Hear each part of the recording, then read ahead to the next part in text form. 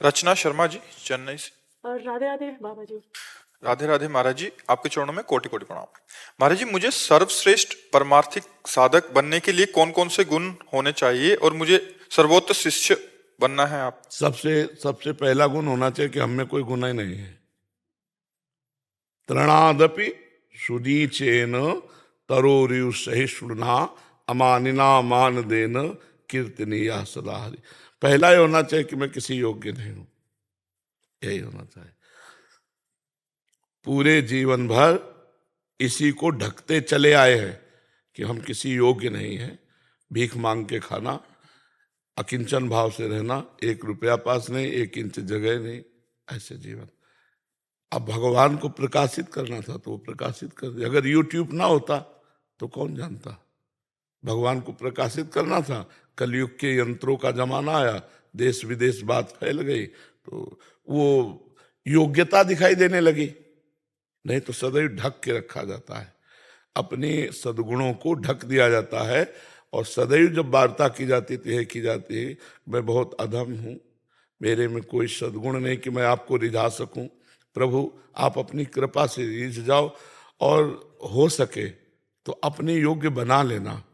मेरे में ऐसी क्षमता नहीं कि मैं आपको प्रसन्न करने वाले सद्गुण धारण कर सकूं, आप अपने योग्य बना लेना। तो बात सही रही। और अगर अपने में सद्गुण दिखाई देने लगे तो अहंकार आ गया, तो सब दोष आ गए, फिर पतन हो जाता है। तो उपासक को चाहिए कि अपने में कोई सद्गुण है ही नहीं ऐसा वास्तविक दिखाई दे। सत्य कहते हैं, जब गुरु कृपा होती है ना तो अपने में सद्गुण नहीं दिखाई देते, क्योंकि अपना कुछ रह ही नहीं गया। अभी हृदय भगवान का, मन भगवान का, जीवन भगवान का, तो लगता है वो अपनी जगह में आके बैठ के बोल रहे हैं तो मेरा क्या सद्गुण है उसमें। वो अपना प्रभाव फैला रहे हैं तो मेरा क्या उसमें प्रभाव है तो उनका सारा प्रभाव। तो ऐसे रहता है। तृणादपि सुनीचेन, तृण ते नीच अपनपो कहत, शुभ अशुभ न जान ही। अपने को तृण से नीच समझना सबसे बड़ा सद्गुण। और जहां दैन्यता होती है तो जैसे पानी कहीं छोड़ो वहीं जाएगा जहां निबान है, ढलान है, जहां गहरापन है, तो जो झुका हुआ है सारे सद्गुण वहीं आ जाते हैं। जो दैन्य है, सबको अपने से श्रेष्ठ समझता है, उसमें सारे सद्गुण आ जाएंगे दैवी संपदा के। और जो अपने में कुछ गुणों को लेकर अभिमान करता है तो सारे दुर्गुण उसमें आ जाते हैं। तो हमें लगता है सद्गुरु और इष्ट को प्रसन्न करने के लिए सबसे बड़ा गुण है कि मेरे में कोई गुण है ही नहीं। देखो ध्रुवदास जी महाराज इतने बड़े महान रसिक संत हैं, वो किशोरी जी से कह रहे हैं, सबे अंग गुण ही न हो ताको जतन न कोई, एक किशोरी कृपाते जो कछु होई सो होई। मैं समस्त अंगों से गुणहीन हूं, मेरे में कोई साधना का अंग नहीं कि हे किशोरी जो आपको मैं प्रसन्न कर सकूं।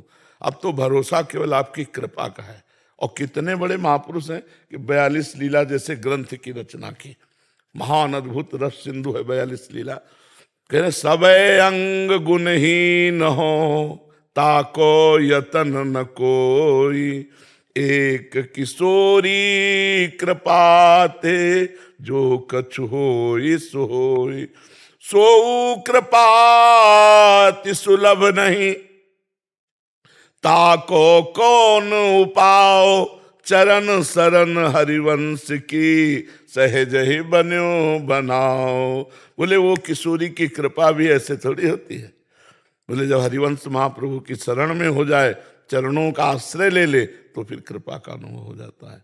सारे अच्छा जैसे सद्गुण है सत्य बोलना, अब देखो बोल के, पवित्र आचरण देखो करके, अल्पाहार देखो करके, कम निद्रा देखो करके, पूर्ण आत्मसमर्पण देखो कर, कुछ नहीं होने वाला, अपने से कुछ नहीं होने वाला। क्या होने वाला है, हम अगर कुछ करेंगे तो हम बिगाड़ सकते हैं, इससे ज्यादा कुछ नहीं कर सकते। तो हे प्रभु, हे गुरुदेव, आप करा लीजिए, आप हमसे करा लीजिए, तो अहंकार नहीं आएगा और हमारी साधना बहुत जोर की चलेगी। अगर ये कि मेरे में सद्गुण है तो फिर पतन हो जाएगा, ये पक्की बात है। परमार्थ में ऐसा है। महाराज जी, कौन सी सेवा सर्वश्रेष्ठ है, तन या मन या धन की? हमारा है ही नहीं तो सेवा क्या है? हमारा सिद्धांत जो हम वर्णन कर रहे हैं, हम बिके हुए दास हैं। जब हम मकान बेच दिया तो इसमें खिड़की श्रेष्ठ है कि दरवाजा श्रेष्ठ है कि आंगन श्रेष्ठ है, ये हमारा विषय नहीं रहा। तनुवांग मनोभिरमले सुहम तविवासिता, ये शरीर, ये वाणी, ये मन और मैं स्वयं आपका बिका हुआ दास हूं। खत्म खेल में।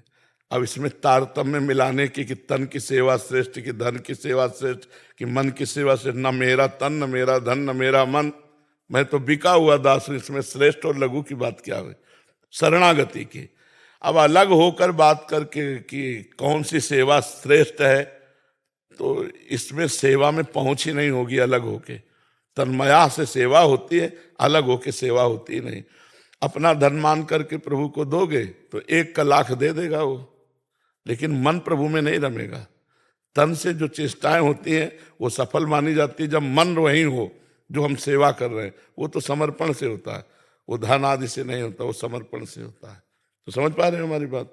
वैसे ये बात अपनी कही, वैसे शास्त्रीय बात यह है कि तन और धन दोनों से श्रेष्ठ सेवा मानसिक होती है।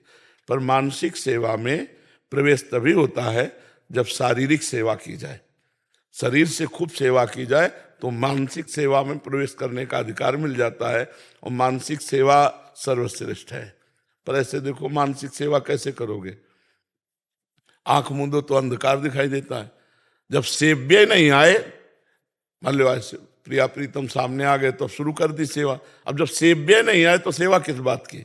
सर्वश्रेष्ठ सेवा मानसिक, द्वितीय सेवा शारीरिक, और तृतीय सेवा आर्थिक।